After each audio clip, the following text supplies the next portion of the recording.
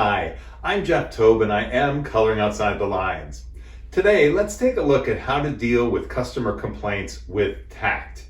Tact meaning having the clarity, confidence, and capability to deal with difficult or delicate customer, member, or patient situations.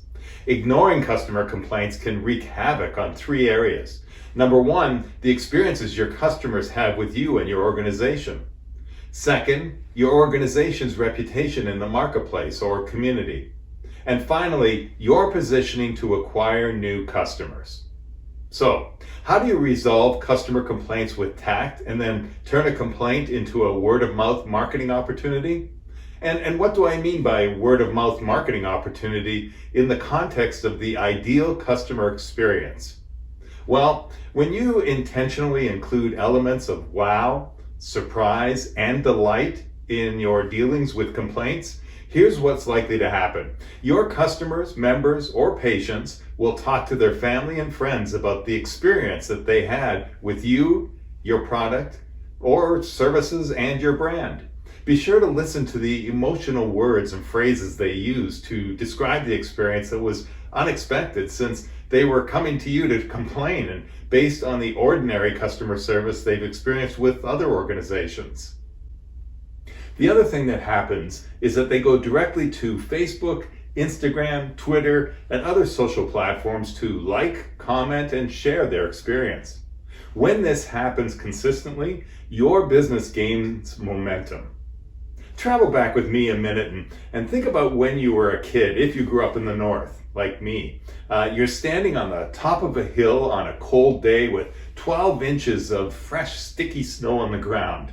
You bend down and you form the snow into a tiny little ball. You roll it back and forth until you feel it's just the right size to roll down the hill. Somehow kids know exactly when to do this.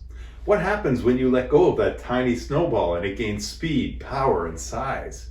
Well, the same thing happens in your business. Your first few fans and followers who had ideal experiences with you turn into brand advocates, and brand advocates drive more customers, members, and patients to you and your organization. Just like the tiny snowball gains speed, power, and size, you are on a new trajectory for exponential growth and profits. I truly believe that complaints offer an amazing opportunity to up your customer experience. Listen, complaints happen every day. When a customer complains, it's usually for a good reason or a genuine concern. They usually have made a purchase that didn't meet their expectations, product, service, or maybe a combination of the two. In the customer service world, we can't avoid complaints. We must take care of the customer by listening to the complaint and resolving it to ensure a happy customer.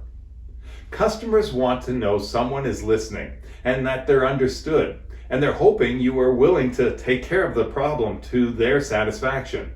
No matter what the situation is, when a customer brings a complaint to your attention, even if they do it in a less than desirable way, be thankful. Recently, when consulting for a new client, they mentioned that they were concerned that their teammates weren't handling telephone complaints well. They said that their goal was to eliminate complaints.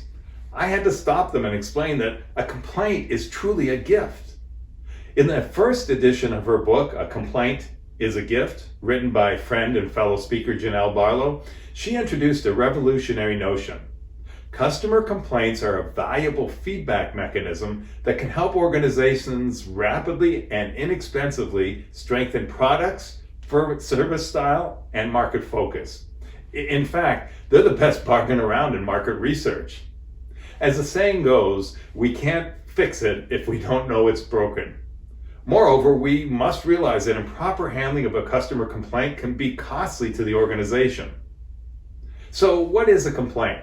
I define it as an expression of dissatisfaction made to an organization regarding its products or services or the complaint handling process itself, where a response or resolution is explicitly or implicitly expected. Here are 5 strategies that will help you handle a customer complaint in a smooth, professional manner.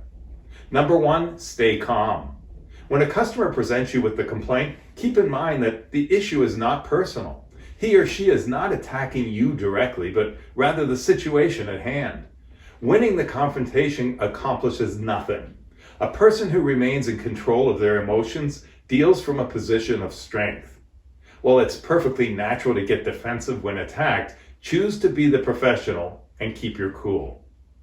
Number 2, listen well. Let the irate customer blow off steam. Respond with phrases such as, I see, and tell me more. Don't interrupt. As the customer vents and sees that you're not reacting, he or she will begin to calm down. The customer needs to get into a calm frame of mind before he or she can hear your solution, or anything you have to say for that matter. Number 3, acknowledge the problem. Let the customer know you hear what they're saying. If you or your organization made a mistake, admit it. If you didn't make a mistake and it's a misunderstanding, simply explain to the customer, I can see how that would be incredibly frustrating for you.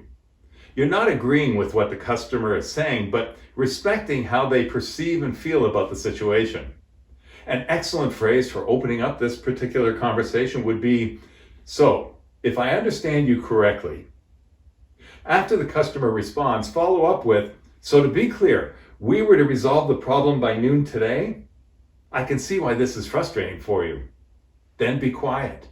Usually the customer will respond with, that's right, or exactly. I call this a temperature check, checking in with the customer to make sure that you're understanding their feelings at the moment. By repeating to the customer what you think you heard, you lower his or her defenses and win the right to be heard. Number 4, get the facts. After listening, take the initiative in the conversation. Now that the customer has calmed down and feels you've heard their side, begin asking questions. Be careful not to speak script or replies, but use this as an opportunity to start a genuine conversation, building a trusting relationship with your customer. To help you understand the situation, get as many details as possible. Number 5, offer a solution. This happens only after you have sufficient details. One thing to keep in mind, know what you can and cannot do within your organization's guidelines. Making a promise you can't commit to will only set you back further. Remember, when offering a solution, be courteous and respectful. Let the customer know you're willing to take ownership of the issue, even if it was out of your control. Take charge of the situation and let the customer know what you're going to do to solve the problem.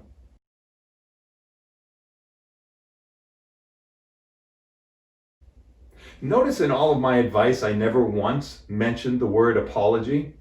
Saying you're sorry does not have any meat to it. When a customer service representative tells me they're sorry, I'm thinking, why are you sorry? You had nothing to do with it. Believe it or not, all studies say that an apology is not necessary if you do the other 5 steps. So you've solved the problem and now you can move on to the next customer. Wrong. Your job isn't done if you want to shatter the stereotype of the experience the customer expects to have with you. Why not make a quick follow-up phone call a few days later to make sure everything is okay? It's the icing on the cake. Even a small gesture of apology can turn this interaction from disaster to legendary. I recently had a customer service rep call me a few days after they had satisfactorily solved my problem. She told me that she was thinking about me that morning and just wanted to reach out to make sure everything was okay. She then offered me a 5% discount on my next purchase. A simple gesture like this could result in a future referral or a positive word-of-mouth marketing recommendation by the customer. Powerful, right? Remember, studies show that it takes 12 positive touches after a complaint before the customer fully trusts you or the organization again. Reach out to your complainers, check on them regularly, and offer them incentives to do business with you again. Only 4% of dissatisfied customers complain. That means that 96% leave without any communication to your organization. You gotta love those complainers because they're giving you a chance to keep them as customers. Make sure your whole organization buys into the new idea that we love complaints.